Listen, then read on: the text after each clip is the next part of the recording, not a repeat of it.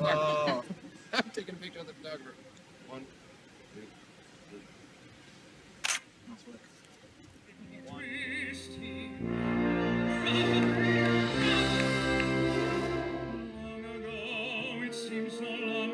This mask is Ramin's new mask, especially for the 25th anniversary, which we've altered slightly from his existing mask, because it's always kind of good to play with details, really. And also the makeup's changed a little bit, and the mask has to fit exactly over the makeup. From a performance point of view, it has to do that, but also from a technical sound point of view, from his microphones and things, it has to sort of look good.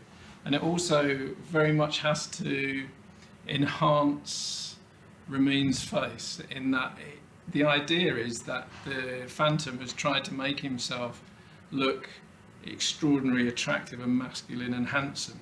And so his way of doing it is the mask. And the original concept of this, which came from Maria Bjornsson, was that because of the period, he'd actually made this in fine porcelain. Although technically, of course, we don't use porcelain. That's the overall image of the thing, that he's made this mask particularly to make himself, to hide this gruesome sort of distortion in the rest of his face. We also spend a lot of time making sure that the shape of the mask works really well as a sculptural item in itself, because at the point where Christine pulls the mask off, it becomes an object in itself. It's no longer a mask, it's also a sculptural object. Today's our first rehearsal. We open in less than 2 weeks, actually. We open on Saturday. So we're doing this 25th anniversary concert at Royal Albert Hall. I play Christine Daae. Really excited. Well, she's definitely a dream role for a lot of girls, and she was definitely a dream role for me. And I was very lucky that I got to do the show. This is a once-in-a-lifetime opportunity.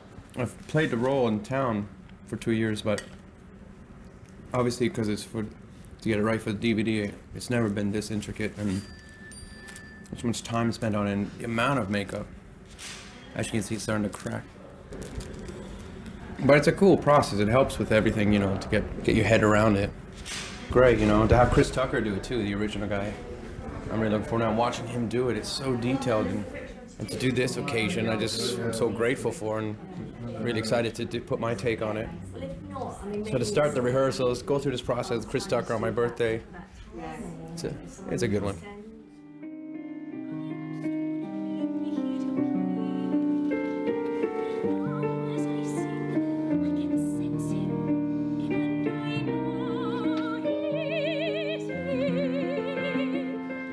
The opera together for our 25th anniversary. It couldn't be a more perfect place.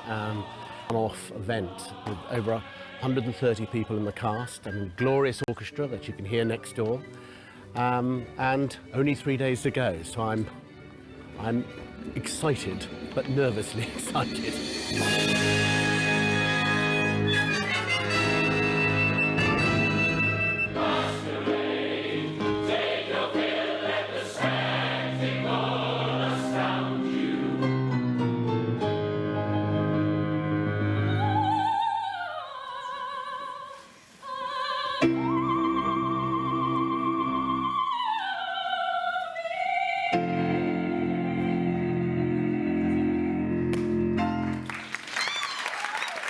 Well, today is the last run that we have in the room. For the last 10 days, we've been staging, putting the whole production together, getting people from different companies in at different times. And yesterday was the first time we actually sort of put all the scenes together, just to sort of see how one led into another.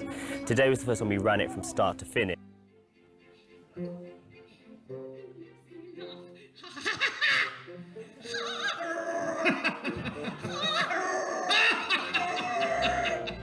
Behold, she is singing to bring down the chandelier! We wanted a marvellous at Her Majesty's Theatre. But alas, of course, our amazing original designer, Maria Bjornsson, sadly died with the baton and lovingly taken what Maria creates, and something that I will always treasure. Therefore, there's no hanging, so you can't just have draped face, that we can sort of play the colours of what the production is, and then sort of bring the chorus and the ensemble and the story forward of that. And creative. Remember? Best size. This is in nature. Live filming, but it's going well. A couple of little things happened, but it's okay. Yes, I designed it right at the outset for Michael Crawford, that's right. And that was, 25, no, more than that, of course, because I was started sometime before the production, obviously. So it's almost 26 years, I think. Because I'd done The Elephant Man, they were thinking in terms of something fairly distorted or human, something like maybe an injury or so. You know, when people have strokes and things like that, one side of their faces may be paralysed, so they always try and straighten, you know, when they're talking to you, they try not to look paralysed, don't they?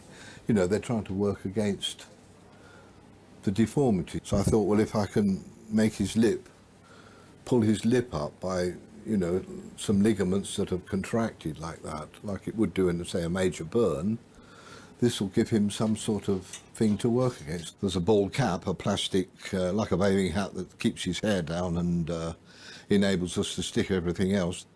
He's in the chair for, well, it's been probably just under an hour as far as the makeup's concerned. Up here, I wanted something that was going to register right at the back, so we made a sort of great big crater with a bone showing. Ramin's version is an improved version. It's the Mark IV, I think. There we are. We're in the middle of a show. Let's go! Basically because we've had a cast of, I think, 140. Performance with an audience watching us is a little scary, but by the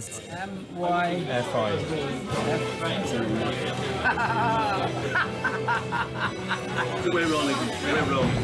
Now we're on. Right when I was going to get Andrew Lloyd Webber splashing around. Okay, it's definitely not. There you go. You've got a cheer. Well done, Ramin. It wasn't my fault.